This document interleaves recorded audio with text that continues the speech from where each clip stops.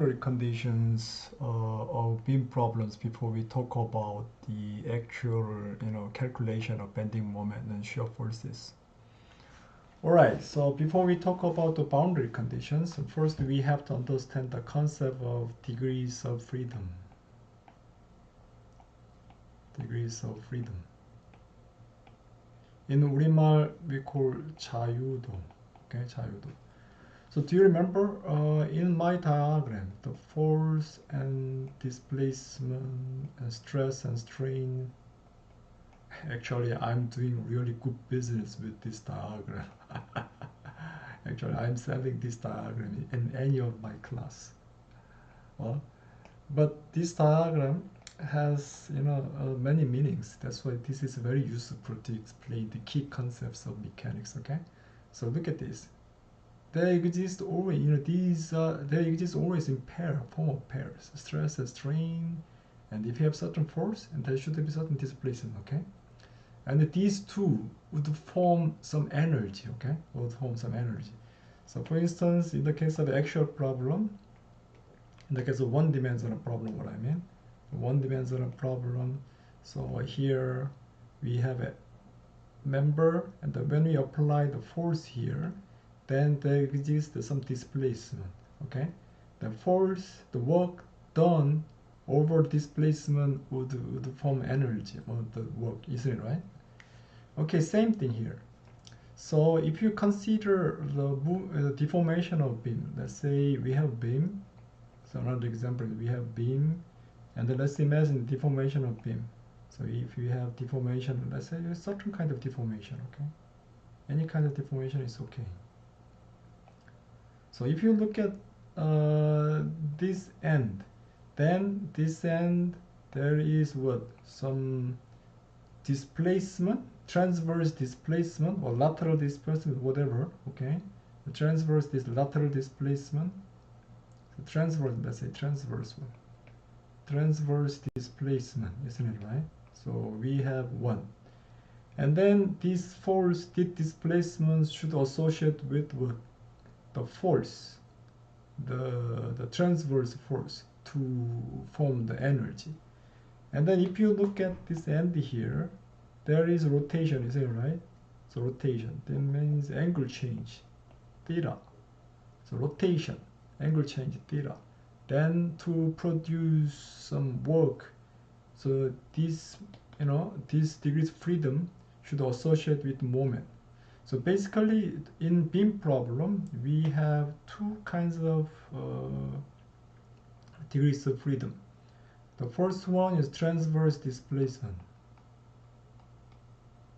Transverse displacement. It can be depending on what sometimes they use V or W, whatever. And then also rotation, theta.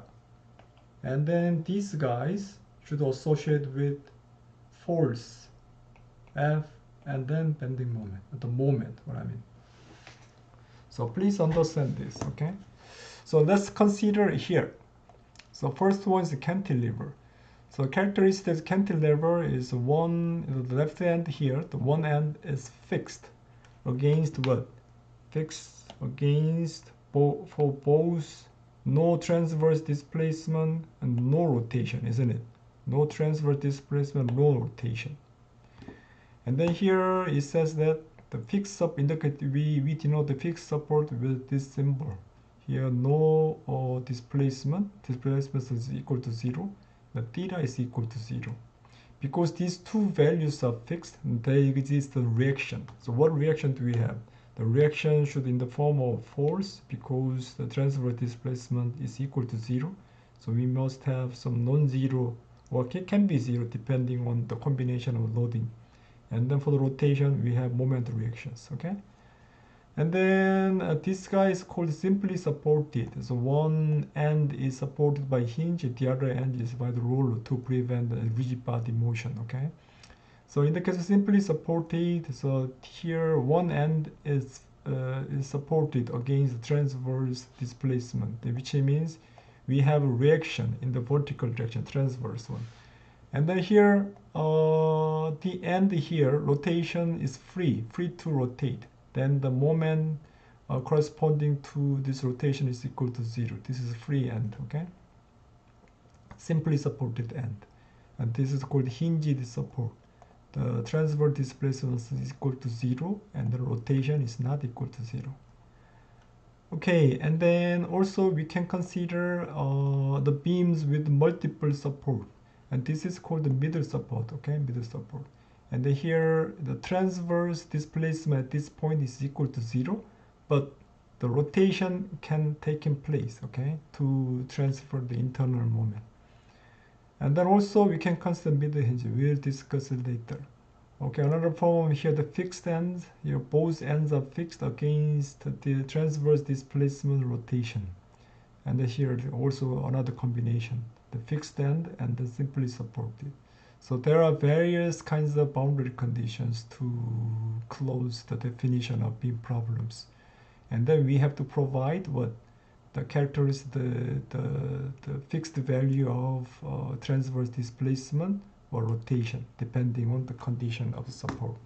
Do you have any questions here? The types of boundary condition. The boundary condition in 우리말 is called 경계 조건. Now let's consider internal release in a frame or beams. For example, let's consider this. Let's say if you have a beam here, and if you support only one end using hinge. The hinge means hinge doesn't allow any transverse transverse displacement in actual direction and the transverse direction. No. But it allows rotation. So if you apply loading, so we have rigid body motion, isn't it? So to prevent the rigid body motion, if you want to introduce the minimum amount of support, maybe we can put a roller here, okay? So roller can resist only the normal direction of movement. And this is hinge support. It can resist this movement, and also because this is hinge, the pinned support, that's why it should provide a reaction in the longitudinal direction. Using this, and we can prevent the rigid body motion. So now let's consider another example. Let's consider cantilever. So we have cantilever. The cantilever itself is what? There is no rigid body motion. But if we want to connect, okay, the cantilever with a hinge and another segment, then the left part of this beam is, well, there's no rigid body motion. But if you look at the right part of the hinge, and then it can move, freely, okay? So we have some kind of rigid body motion. So to prevent the rigid body motion, so here we need to put a support, roller support here.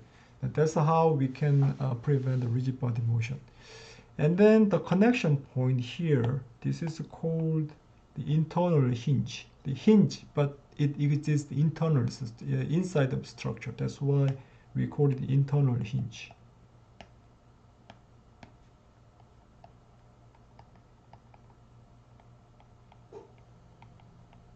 Okay? in 우리말 내부 힌지. So now let's talk about the characteristics of 내부 hinge. So the displacement, okay, let's put the coordinate.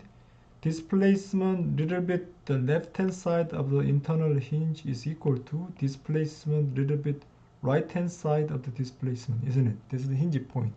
The displacement should be the same in the left hand side and right hand side. And also the rotation. How about rotation? Rotation in the left hand side, and if you compare rotation in right hand side, what do you think? I want your opinion. 우철이, what do you think?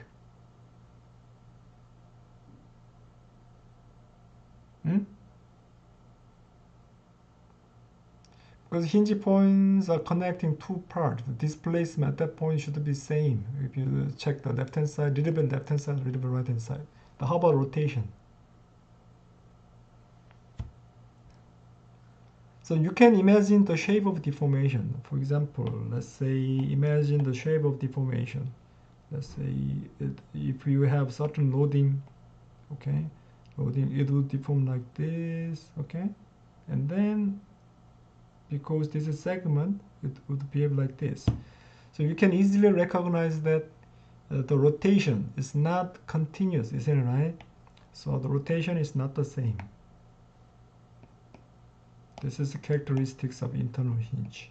Rotation is not the same. And this is a hinge point. It cannot transfer the internal moment. The internal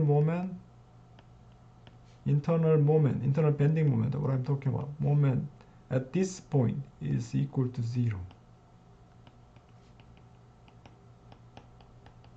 This is the characteristics of internal hinge. Another problem is shear release. Okay, so let's imagine this problem again. Okay, let's remove all of this. So again, I want to consider this cantilever. Okay.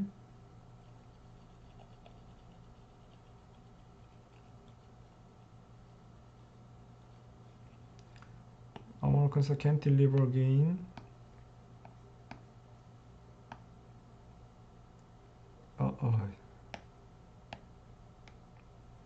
So I want to consider cantilever again. Okay. And then I want to put another segment here to the cantilever. The last time that we connected these two parts using a hinge, but now we want to use a kind of roller blade.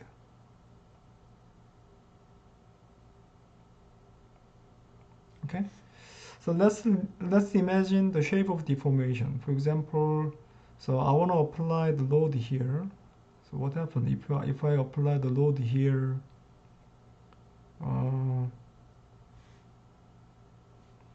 Then the overall structure will deform like this.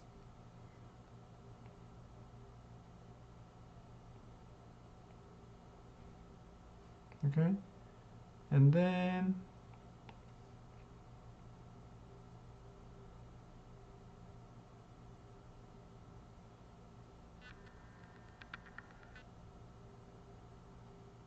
so my drawing should be exaggerated.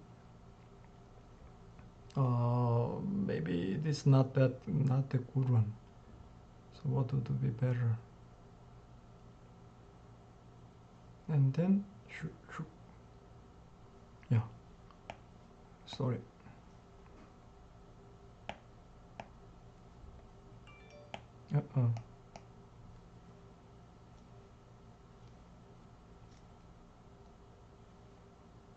And then it would be formed like this, isn't it?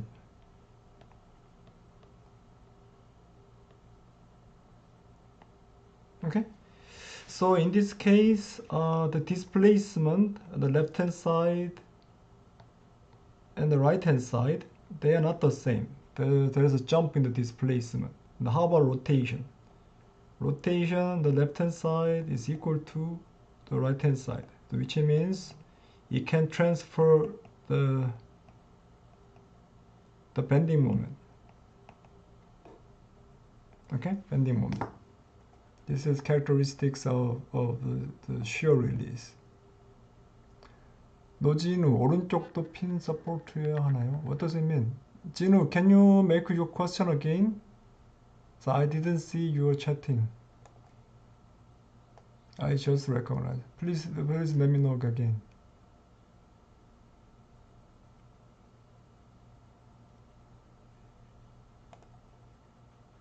So here the beam problems, we usually consider shear release and the moment release as an internal support problem. But only for the axial or even for axial members, we can consider the axial release and the torsional moment release depending on application. Okay. So here that was introduction for the various boundary conditions found in beam problems. So next time, maybe Wednesday, right? Wednesday we'll talk about the internal forces in beam problems. 진우, 해당 빔의 가장 오른쪽 지지도 핀이 되어야 할 것을 질문. Actually, the best way to find out what kinds of bound support would be appropriate is to imagine the rigid body motion. So to prevent rigid body motion, then we need to put the minimum amount of boundary conditions. So if you want, you can put more boundary conditions like given here. So actually here we have some extra boundary condition. To prevent the rigid body motion, we don't need these two internal support. But to make a structure stronger, we want to put more support conditions, isn't it? So in this case, if you do that, the problem becomes statically indeterminate structures. Okay. So if you put pin here, put pin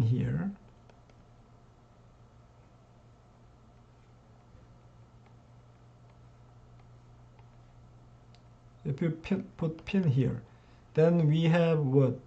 So we can imagine how many unknowns do we have? We have 1, 2, 3, 4, 5. We have 5 unknowns to solve this problem, to determine the reactions. Now, how many conditions that we can use? We can use the force condition is equal to 0, sum of force vertical direction is equal to 0, sum of moment is equal to 0, and there also a condition for at the internal hinge. At this point, the bending moment is equal to 0. We have only what? The 4 conditions, but our number of unknowns is 5. That's why the problem is statically indeterminate structure. Is it clear? Do you have any questions for these various boundary conditions found in beam problems? So next time we'll talk about the internal forces of beam problems. And let me start my lecture today. Okay.